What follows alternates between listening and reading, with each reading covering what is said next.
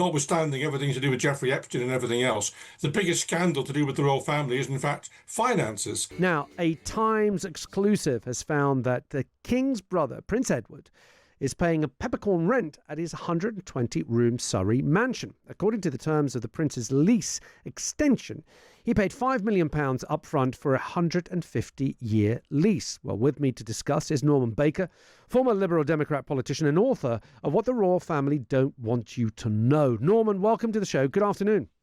Afternoon, Alexis. Should we kick off with what a peppercorn rent actually is and how it works?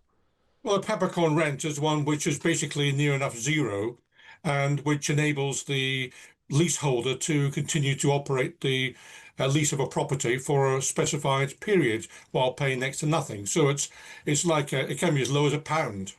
But often in these cases, and of course we started the conversation of peppercorn rents when we were speaking about Andrew and the Royal Lodge, because he was also paying a peppercorn rent. But often though, Norman, in order to get to the state of peppercorn rent, the people involved have had to fork out a lot of money up front. In this case, Prince Edward has paid £5 million in order to acquire the lease for 150 years and pay that peppercorn rent and commit to paying for at least part of some of the renovation. So it's not fair to say that they're getting it for nothing, is it? Well, most of the renovations were paid for by the Crown Estate. Most, but not all. No, that's right. Most of it was Crown Estate, some was Prince Edward. But the reality is that a 120-room mansion in that particular salubrious location is one which had alternative uses. There was a conference centre proposed for that particular building. But we have this mess, really, whereby the monarch is able to demand from the Crown Estate. Crown Estate is a public body, by the way, not a royal body. Demand from the Crown Estate access to buildings and basically to determine the rent themselves, because if they don't have the rent determined externally, they could have basically set it themselves, which is what has happened. And obviously a 120-room mansion, occupied now for almost 20 years by Prince Edward, the longer he occupies it, the better the deal that is. But you wouldn't get the rent, even divided by 20, if you were to quit tomorrow, you wouldn't get that rent paid at lower level by another source. So he's getting it on the cheap, there's no doubt about that. And that means the Crown Estate's getting less money. The Crown Estate being a public body means less goes to the Treasury, and therefore the taxpayer is subsidising Prince Edward in this ridiculously large house. You've described yourself as a Republican in the past, and lack of transparency over royal finances is probably helping this Republican cause, isn't it? Well, it absolutely is. I mean, it's not. I've got a new book out which is called Royal Mint National Debt, came out last Tuesday, and my view is that, notwithstanding everything to do with Jeffrey Epstein and everything else, the biggest scandal to do with the royal family is, in fact, finances. The amount of money which they take from the public purse and otherwise are able to corral in is extraordinary, and far more than any other European monarchy, times 10 at least. And it needs to be looked into by the Public Accounts Committee. It really does. Norman, isn't the counter argument to that the royal family bring in a lot of money because they are a national symbol?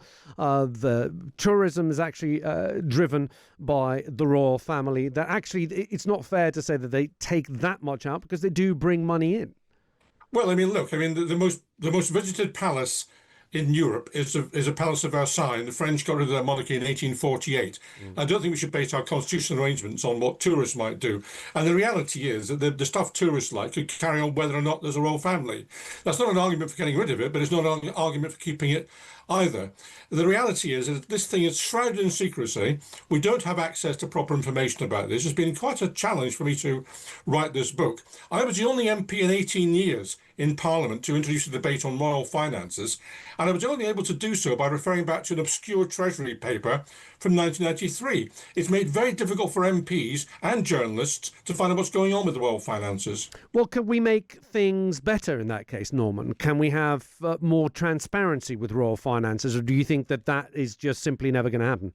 Well, I think we do need more transparency. I mean, look, the royal family is, whether you want a monarchy or whether you don't, that's a side issue in a way. The point is that they are part of the public sector. They are performing public duties and are paid for out of public money. And therefore, the same rules should apply to them in terms of accountability and transparency as apply to, for example, the House of Commons or local councils or the NHS or state schools. we can find out about these matters and how much is being spent on our behalf. You cannot find the same thing with the royal family. I was given the assurance in 2000, when I was an MP, by the relevant Labour minister, that the royal family would be treated equally under the Freedom of Information Act to any other public body. Well, that's not been the case, and in fact we've gone backwards. Although the Freedom of Information Act has been extended to include, for example, Network Rail, which wasn't included originally, the royal element of the Freedom of Information Act has gone backwards after Prince Charles's so-called spider letters, which were published in The Guardian, which revealed that when he was Prince Charles, he had been lobbying ministers inappropriately about policy matters. And the reaction from Prince Charles to that at the time was not to say, I'm sorry, I shouldn't have done this. It was to put pressure on the government to exempt them further from that sort of release so we could carry on doing that sort of behaviour without being found out. So what is the current status of Freedom of Information Act when it comes to the royal family? Well, it's an absolute exemption for Charles and Camilla and for William. So even if you found out something which was extraordinary or suspected something extraordinary, you couldn't find that out. Absolute exemption. And there's a very, very difficult fight to find anything else out because the terms of the Freedom of Information Act have been interpreted now to mean that almost nothing can come out. What we found out about the royals in the last couple of years, for example, the excellent Channel 4 documentary, which at times also was involved in, was done by people laboriously going through property records.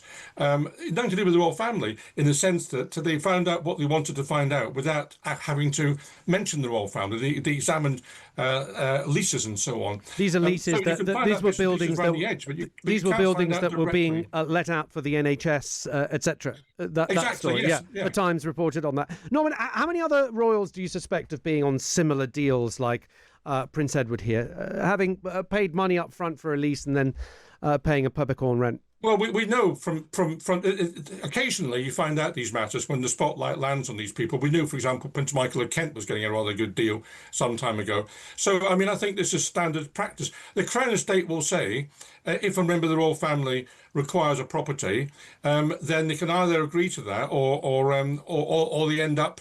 The royal family can just demand the property without paying any rent at all. So they're in a very weak position to negotiate. So they end up negotiating probably quite a bad deal in order to get some money in. Norman, thank you for your time. Good to speak. Norman Baker, their former Liberal Democrat politician and author of What the Royal Family Don't Want You to Know.